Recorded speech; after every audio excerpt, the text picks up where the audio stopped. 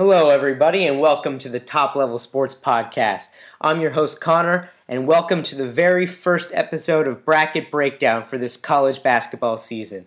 So right now, you're probably wondering, what exactly is Bracket Breakdown? Well, I'm about to tell you.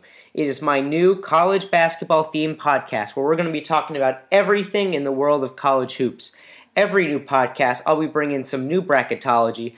That's right, my picks for, at that moment, who would be the 68 teams to make the March Madness field. And then we're going to be talking about a whole bunch of other things.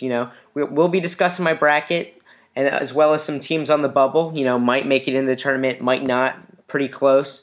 We're also going to be talking about, big games coming up where I might give my predictions, big news stories, headlines, things going on. Really, anything college basketball is fair game for this podcast, okay?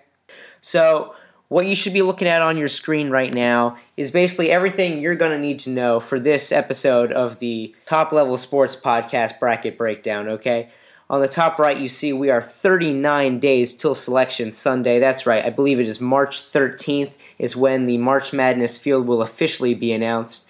On the left side, you should be looking at my current tourney field. That's my newest bracketology, updated with all the games up until today. I'm recording this on Wednesday, so all the games through Tuesday are factored in to this episode or to this bracket field. On the right side, you'll see my first four teams out, next four teams out. Those are the teams that are closest to making the tournament right now. Just under that, you'll see the bids per conference. All the conferences and how many teams they currently have in the tournament field. And then in the bottom, you'll be seeing an overview of everything we're going to be talking about in this podcast. So let's run over that real quickly. First of all, we'll start talking about if the quality of teams in college basketball are improving or are they declining.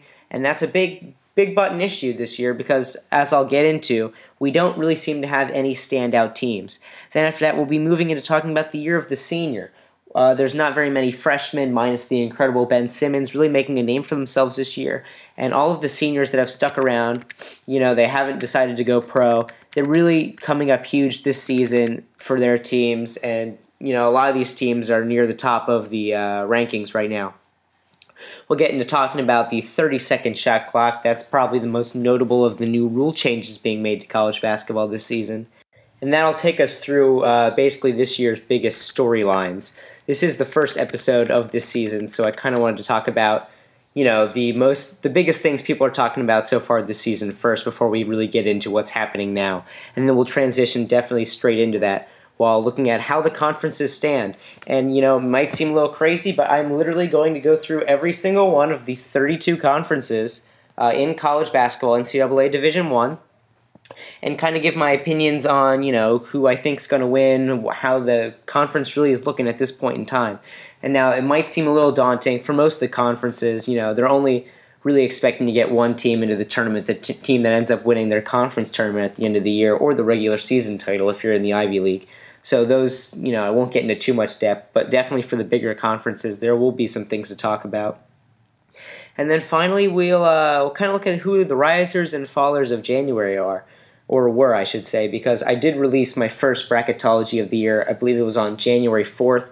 Now it's been about a month since then, so I think it'll be kind of interesting to see, what teams gained or lost the most in terms of positions on the bracket in the month of January. So that's basically what we're going to be talking about today. Before I begin that, though, I know a lot of you might be new listeners, just clicked on YouTube, maybe we're searching something about college basketball. You don't really know who I am. Well, I'll tell you really quickly. My name's Connor. I'm a sports fanatic. I'm a senior in high school, and I run my own website called toplevelsports.net. That is the URL for that, where I really I write about various topics, all different sports, anything I can get my hands on that interests me all around the world of sports. I really recommend checking some of my stuff out. The website is, again, toplevelsports.net, where I will be providing all kinds of March Madness and college basketball-related content basically until the end of the season, with the Final Four in about 2 months. All right, so first of all, we're going to be talking about the big question, is the overall quality of college basketball improving? Now, why is this important? Well, I'll tell you. This year in college basketball, there have not been really any standout great teams. Of course, last year we had Kentucky, They were undefeated through the regular season, ended up going 38-1, losing in the Final Four to Wisconsin, who eventually fell to the champions Duke. And then, obviously, in most years, we do have a team that kind of is a one-loss team or a two-loss team that everyone kind of looks at and says that's the guy to beat coming into March Madness. What's different about this year is that we really just don't have one, which is really interesting. We've already had 5 teams be ranked number 1 in the AP poll this year. Those have been North Carolina, Kentucky, Michigan State, Kansas, and Oklahoma. And that's pretty crazy because if you do look at that list, North Carolina and Oklahoma are still on my current number 1 seed line. Kansas is a 2 seed right now for me. Michigan State a 3 seed. Kentucky is all the way down as an 8 seed. And that's, really surprising to most people. Very disappointing to Kentucky fans. And Kentucky, not the only team. There's, Duke, a 7 seed only right now. Gonzaga, they haven't missed the tournament in like 15, 20 years. I have them as my first team out of the tournament right now. Instead, St. Mary's currently leading that conference, sliding as a 10 seed. And I could easily see them even going higher into the 7, 8, 9 range as the season continues. And to kind of back up my point that we don't have any great teams, so far this year, my current number 1 seeds, Oklahoma, North Carolina, Villanova, Iowa, have a combined 12 losses on their overall records. Oklahoma with 2 losses, North Carolina, Villanova with 3, and Iowa with 4. And we still have about a third of the season to play. And we are in conference play, so these teams will be going up against harder opponents night in, night out. Last year, going into March Madness, at the end of the regular season, the 4 number 1 seeds had a combined 9 losses. So now we already have 12 losses, 3 more than the 1 seeds had going into March Madness all of last year. So is the overall quality of game declining? Is this a bad time to be watching college basketball? My answer is simple. No, it is not. I believe, maybe we don't have as many freshman phenoms this year that are stealing the show. Again, besides Ben Simmons, people that we're really talking about. But instead of, having these teams that we're all trying to chase, it's very competitive. And I think you'll find that many conferences, coming to mind the Big 12 definitely, absolutely stacked. The Big 10, ACC, Big East, Pac-12, all these conferences are leagues where there really isn't any bad teams. And if there is, there's maybe 1 or 2 that are just off the mark. But every single game these teams are playing in conference play is a big challenge, which is really interesting, and it's definitely a switch from what we are used to seeing. And I personally think that's a lot better for college basketball. Because, yes, it was a great storyline last year. Oh, who can beat Kentucky? Or 2 years ago, who can beat Wichita State? But at the end of the day, we want to see competitive games. And there's just a lot of great teams that can win it. Normally, we're thinking, maybe only the number 1 seeds, maybe a couple 2 seeds could win it all. I've seen every number 1 seed is a team that could possibly win it all in March Madness. I think every number 2 seed, Xavier, Maryland, Kansas, and Virginia are very capable of doing it. If you go down a little further, Texas A&M maybe, Michigan State definitely. Some of these Big 12 teams, West Virginia, Baylor, Iowa State, they already have these big signature wins. Don't count out teams like Oregon, Louisville. And all of a sudden we're through most of the number 3s and number 4s, and we're still net contenders, which is very interesting. And I think it's going to make this year's March Madness maybe the most unpredictable year ever. I know we have years where we see, 9 seeds, 10 seeds go to the Final Four, and all these Cinderella runs that surprise us. But I think going in this year, more than any other year, we know coming in that there are the possibilities for all of these teams to, come into the tournament and do some real damage, which I think is crazy. Because if you look at it, Michigan State, they were a number 1 team. Everyone thought, these guys, definitely the number 1 team in America.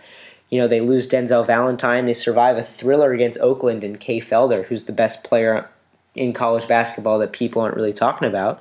I think he's second in Division I in points, first in assists. That's besides the point, really. So they just survived their game without Denzel Washington, oh my God. Denzel Valentine, their star. Wow, that was crazy. And then they still end up losing 4 games already in Big Ten play. Duke's already dropped 4 out of 5 games in their stretch. It's the first time Duke's been out of the top 25 in 8 or 9 years. Kansas, again, another team that used to be number 1. They lost 3 out of 5 games. Following their win over number 2 Oklahoma. At that point in time, it was the 1 versus 2. Everyone thought those were the 2 best teams easily. And then since then, Kansas has dropped 3. Oklahoma dropped that game. They dropped another game. West Virginia is another interesting team. They lose 3 out of 5 games in the Big 12, which is really par for the course for the Big 12, seeing how crazy competitive a conference it is. But, we're thinking maybe they're on the downslide. All of a sudden they beat Iowa State on the road, and we think they're a great team again. It's just it fluctuates in college basketball this season so quickly. Who's a good team, who's a bad team. And really, there aren't as many good or bad teams as there are a lot of really solid squads that could beat any team on a given night. And when they go up against similar teams, we're always in for these great matchups, and someone has to lose. So to sum up my main points here, I think really the overall quality of college basketball is growing and will continue to grow. I think it gets a little better every year as, smaller schools are being able to draw in more recruits. And just the overall quality of play, even down to high schools, is just getting better and better. As all these kids growing up, they're playing basketball from the time they're 2, 3 years old, and all this training comes in, and we just have a lot of talent, which is really exciting, and means a lot for the future of college basketball and the NBA. So moving on now, we're going to be talking about the year of the senior, which is kind of goes with what we were already talking about the overall quality of teams. Normally what we see is all these freshmen, they're the best players in college basketball. They leave for the NBA every year. And every year in college basketball, we're talking about this same group of 5 to 10 freshmen that are the best players in America leading all their teams. And that's who you see number 1, number 2, number 3, so on in America. And that's just not the case. Because you'll see the teams are being led by seniors. It almost feels like every top contender has a senior star who has foregone the NBA draft a couple times. And really making noise in their senior years. And I'm talking people like Kansas's Perry Ellis, Providence's Chris Dunn, Iowa State, they got George Niang, Oklahoma, they have potential player of the year Buddy Hield. Chris Dunn's also in that conversation. Even some guys that aren't talked about as much, like North Carolina's Bryce Johnson and Villanova's Ryan Arcidiacono. These are all seniors who have been, this is their 4th year. You feel like they've been around forever. Really, they're just doing what most people do, and they don't just run off to the NBA after one season. It kind of feels like every superstar this year is one of these, seniors, and if they're not, they're juniors. The experience is really becoming more and more important in college basketball as this overall quality of play comes in. Because a lot of the times, these younger players, these younger teams, they will get tripped up by maybe teams they should beat, but teams they aren't mentally prepared for, and that maybe that's just because of a lack of experience. Also, when we're looking at teams like Kentucky and Duke, trying to wonder why they're struggling, why are they 7 seeds, 8 seeds in my brackets right now, Joe Lunardi, Jerry Palm, all the other experts. Last year they were stacked. Kentucky, I think they lost like 6, 7 players to the NBA draft. Duke lost 3. And these, so these teams are kind of having to rebuild from scratch. And I know it might not seem very hard for them because they have all these crazy recruiting classes every year. But I mean, really, you just, the Kentucky formula, it usually works, but you slap together a bunch of top 100 5-stars and just, hope for the best. John Calipari is a great coach. Coach K is a great coach. But, sometimes it helps if these guys have experience playing together, and these guys, really know what they're doing with some experience, some years under their belt. So really, I think the year of the senior, it just means that maybe these guys, these freshmen should be trying to stay, sophomore, junior years in college, get more experience before they go to the pros. Because I think we see this year, maybe the talent pool for freshmen is a little weaker this year. But I think a lot of these guys just aren't ready. They're not ready to take the next step yet into the NBA, and I think a lot of these guys should stay behind and try to improve. So that's how I feel about the year of the senior. Now we're moving on to the 30-second shot clock. There were a few rule changes coming into college basketball for this season. The 30-second shot clock being reduced from 35. Also, coaches only have 4 timeouts instead of 5. I believe they moved the arc for charges under the net a little bit. I think they extended that out a little further. So the 30-second shot clock, basically the big complaint people had about the 35-second shot clock is just the game was too slow. And I definitely agree with that. Watching college basketball the last couple of years, a lot of people say it was ruining the game. I wouldn't go that far. I've always loved college basketball, always will love college basketball. But I do think at some point in time, these teams would go in these back-to-back long possessions taking 30, 35 seconds. Point guards would hold the ball 5, 10 seconds at a time. Maybe they're trying to set up a play. It takes so long, though. And the game kind of loses a lot of its interest with these long shot clocks. And I think what makes the NBA interesting, what draws a lot of appeal to it, is just how fast it is. Guys are running up and down the court every minute, 48 minutes a game. And they only have a 24-second shot clock. And I think what we've seen with this switch from the 35-second shot clock to the 30-second shot clock is that this game is starting to mimic the NBA's a little more. The players aren't near as good as the NBA, although I do believe the quality is improving, as I've already said. But I do believe the game is becoming faster. It's becoming more entertaining, more fun to watch. Teams are getting a lot more creative with their play calling instead of just, having the point guard really hold the ball or, a couple guys pass amongst each other waiting for the screen to come or waiting for their shooter to get open.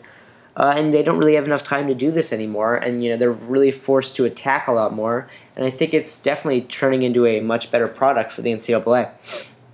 So I think the 30-second shot clock is definitely a big improvement this year. And I do also think that the reduction of one timeout for the game is definitely a good thing too. Maybe the coaches don't like it as much. Now they have to be more selective about when they call time. But it does speed the game up a little bit. It takes a couple breaks out of the game, takes a couple commercials away from us.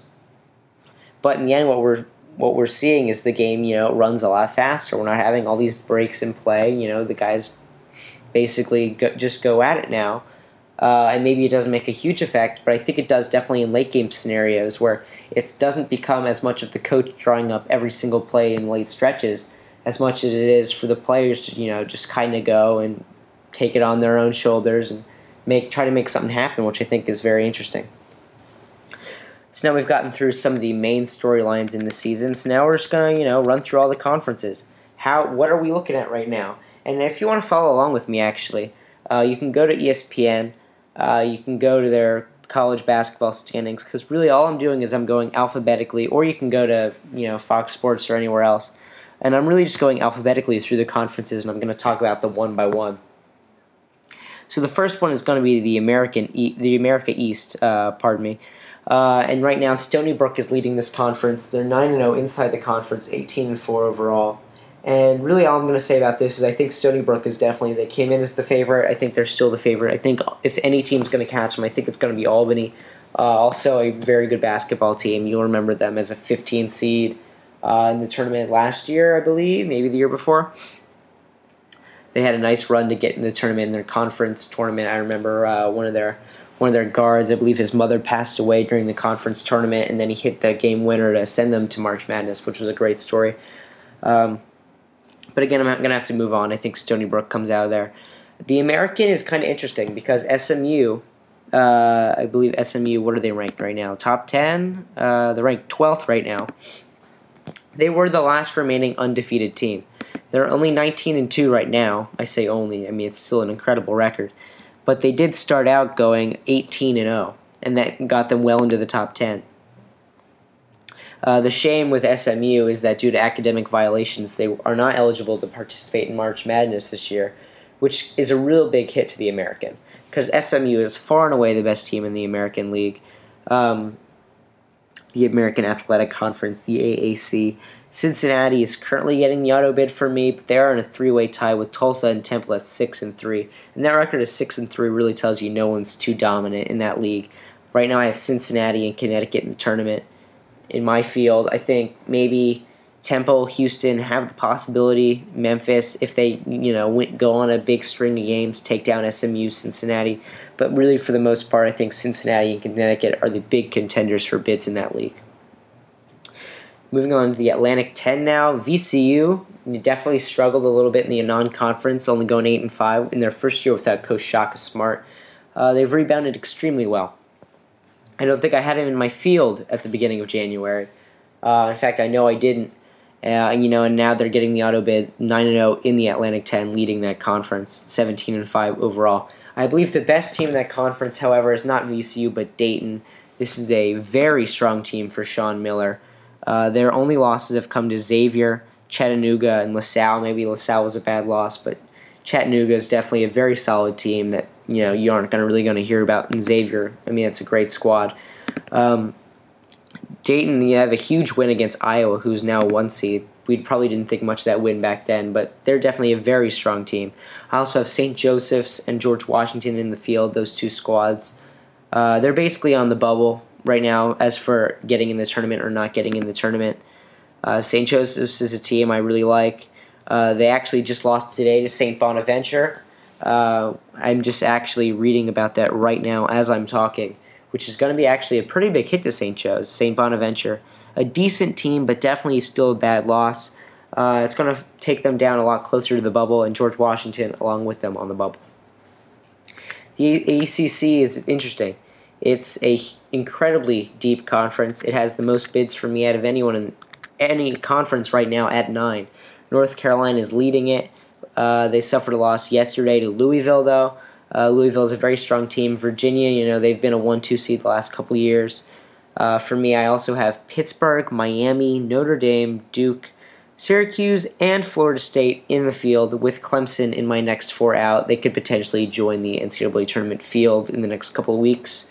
They're 7-3 in conference right now, which is very impressive. Really, this is just, the ACC always is a great conference, and this year's no different. Maybe Duke bringing it down a little bit this year, but you're seeing teams come up that maybe we're not as used to seeing. Pittsburgh, Miami, definitely we are used to seeing them in the tournament, but not necessarily as high as they are this year, but definitely having great seasons. And then teams like Virginia, Louisville, North Carolina, they're just always there. They're just always there. Atlantic Sun, not much to see here. North Florida is going to be the team to be in this conference.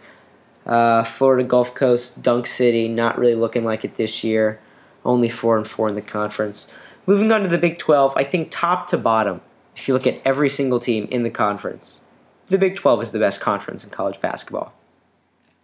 I don't necessarily have tons of, it's definitely arguable with the ACC and the Big 10, but definitely more towards the ACC. But, you look at this conference, top to bottom. Oklahoma and Kansas, they used to be number 1, number 2. Oklahoma's still number 1. West Virginia, Baylor, Iowa State, all teams in this 3 to 5 seed range, kind of. Texas definitely did not have the best start to their season. Definitely would have been hoping for better. But Shaka Smart, man, has really turned this program around, going 6-3 so far in this conference. Huge wins. They've beat West Virginia. They've beat Iowa State. They've beat Baylor. These are all great teams. Texas is definitely a team that's going to make the NCAA tournament field. After that, for a 7th potential bid, I think the team to do it would be Texas Tech. Texas Tech definitely were one of the big surprises, going undefeated well through most of the non-conference. But unfortunately, they've really hit a wall so far, and they're only 2-6 in the Big 12 right now. So I think that's going to hold them back. I think it's a 6-bid league. Big East, Villanova is the team to beat. Villanova's great. Xavier and Providence also very good. Georgetown, Seton Hall, and Butler are on the bubble. Butler was in the top 25 for the majority of the season, but really, really have struggled starting the Big East play. Big Sky, right now it's Montana. Weber State is almost in a tie with them, half a game behind. Not much to say there. UNC Asheville is leading the Big South. Moving on. From now on, I think we'll just focus on the big conferences. We're going to start running a little short on time today. In the Big Ten, Indiana. Wow, what a surprise, Indiana. Definitely, I think, at best, we're supposed to be maybe the 3rd or 4th best team in this conference. After they lost to Duke in the non-conference by 20 points, definitely looked like a team that just wasn't going to have the spark. I know they have Farrell. I know he's a great point guard. And these guys have really just came alive. 9-1 so far in the Big East this season, in a tie with Iowa. And if you want to talk about a team that, oh my goodness, Iowa, Hawkeyes. These guys came out of nowhere. They complete the sweep of Michigan State. They complete the sweep of Purdue. These guys, I don't know where they came from, but what a basketball team, man. What a basketball team. Also, in my current field, Maryland, Purdue, Michigan State, and Michigan, Ohio State, and Wisconsin on the wrong end of the bubble right now. Northwestern looked good for a while, not really much anymore. Big West right now is UC Irvine leading that conference with their 7'6" center, Mamadou Ndiaye. That big UC Irvine actually started the tallest ever starting five in a college basketball game earlier on this season. But don't count out Hawaii, 16-3. I've definitely saw them in their Hawaii Classic tournament earlier on in the season. They look good. Colonial is going to be very competitive. A lot of teams right now have a shot at winning that one. UNC, Wilmington, Hofstra are in the lead. Conference USA, it's UAB right now. I don't really think anyone's going to give them too much trouble. Horizon League, Valpo, Valparaiso, Bryce Drew, or is it Scott Drew? No, Scott Drew's Baylor. Bryce Drew is the Valpo coach, and he's doing a great job, although Valpo's really been leading this division for a couple of years now. Oakland with Kay Felder might give him a little bit of problems maybe in the conference tournament, but Valpo wins this one in the regular season. The Ivy League right now, Yale and Columbia tied. Give me Yale. In the MAAC, the MAAC, I don't really know how you pronounce that. It's Monmouth, and I love Monmouth, and I wrote a blog about Monmouth on my blog, toplevelsports.net, earlier on in the year. I think actually it might have been the tail end of last year or the beginning of this year, but anyway, they're competing with Iona, but I expect Monmouth to prevail. I expect Akron to hold their lead right now in the MAC, the MAC. In the MEAC, it's going to be Hampton, but really there's not a single good team in that league. Missouri Valley right now, Wichita State, 10-0, really running through. Evansville, I believe, is the second best team. Could potentially get into March Madness, but I don't think so. The crazy story here is Northern Iowa, a team that's only 5-6 in conference, 13-11 overall, which is crazy considering they actually have wins over both North Carolina and Iowa State earlier on in the season. Kind of weird how they've struggled in conference play. Mountain West is a conference that's much weaker than it has been usually. It's always seems a conference that gets 2-3 teams in. It's a one bid league this year around. San Diego State's the team right now. In the Northeast, again, it's going to be Wagner right now, and a tie with Fairleigh Dickinson and Mount St. Mary's, but again, not a single good team in the division. Belmont currently a 15 seed for me coming out of the Ohio Valley. In the Pac-12, it's a hodgepodge. I mean, really, we got 10 of the 12 teams 9 of the 12 teams within 3 games for the conference lead. And I mean, a lot of these teams have very similar looking resumes, a lot of strong resumes. It'll take a while to see how it plays out eventually, though, because I have 8. I think I have 8 teams in the Pac-12 right now, but I definitely don't expect them to have 8 teams in by the end of the year. They could do it, but I just feel like they're going to beat each other up. Maybe only get 6 or 7. Patriot League, it's going to be Bucknell right now. SEC, I think it's disappointing because this SEC is a very weak SEC. And not nearly as strong as they are in football. They really never are in basketball, not for a while at least. Kentucky's always that team, but not even as much this year. Texas A&M's leading it. Ben Simmons and the monster LSU coming on strong, 7-2 in conference. Ben Simmons, I believe, is unquestionably the number 1 pick in the NBA draft next season. But will they even make March Madness? Right now, I say yes, but who knows really? South Carolina, 19-3 record looks great, but they played a really, really weak non-conference, so they're even on the bubble for me right now. I also have Kentucky in the tournament and Florida. Florida, a little underrated, but besides that, maybe Vandy has a shot, but I don't really think so at this point. I have them in my next 4 out, but I think it's those 5 teams at best. In the Southern, Chattanooga's a very strong team. They're leading it right now. Stephen F. Austin's taking the Southland. Texas Southern, man, is the SWAC bad. And when I say the SWAC is bad, I'm saying the SWAC is bad.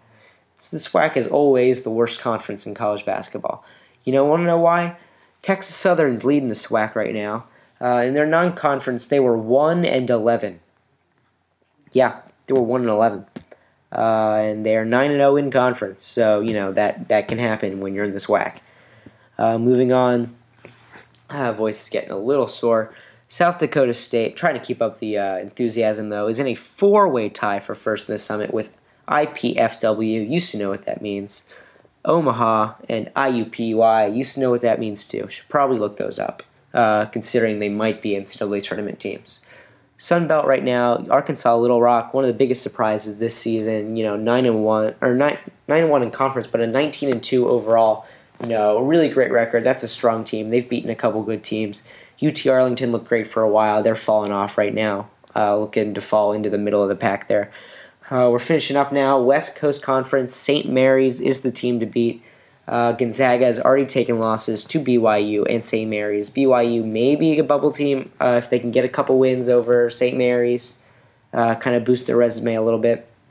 For right now, I think it's St. Mary's with Gonzaga on the bubble. And Grand Canyon is currently leading the WAC, the WAC, but they are not eligible for March Madness play since I believe they just joined NCAA Division I 2 years ago. So right now it's going to be New Mexico State. Whew. That was tiring. But we did run through all 32 conferences like I said I would. So now we're going to finish off the podcast by looking at the risers and fallers of January. Okay. So first we'll start with the teams that have fell off the mark since my first bracketology came out of this year. And really the 7-seed line from that original bracketology is where we're going to first, because that 7-seed line is taking a beating. One team, Pittsburgh, has remained a 7-seed, so congratulations to them. However, Gonzaga is now out of the field. They're in the first 4 out. Texas Tech is now in the next 4 out. And George Washington is a 12 seed, currently playing LSU in a play-in game. Kentucky has also fallen from a 3 seed to an 8 seed, and Butler from a 4 seed to a 12 seed. Going up, however, USC and Wichita State, a pair of teams that were not in my field back in January. Wichita State was in the first 4 out, USC in the next 4 out, and they've jumped to a 5 seed as USC. I mean, this is really looking like a very strong program. Wichita State currently a 6 seed, another team. They might be the hottest team in college basketball right now. We've also had Indiana move up from 11 to 6, Colorado from 11 to a 7, and Iowa from a 4 to a 1. So those were 5 risers and fallers of January. All right, if you've stuck around this long, I really want to thank you. It's been a long show, but we've gotten a lot of information in, talked about a lot of different things.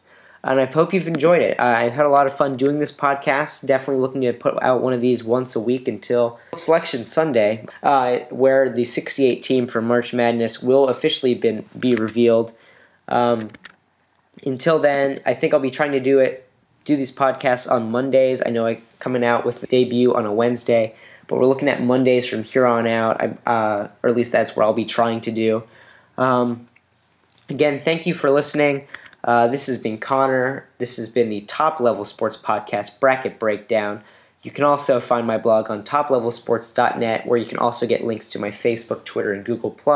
So one last time, thanks for listening, and hopefully I'll see you back next week.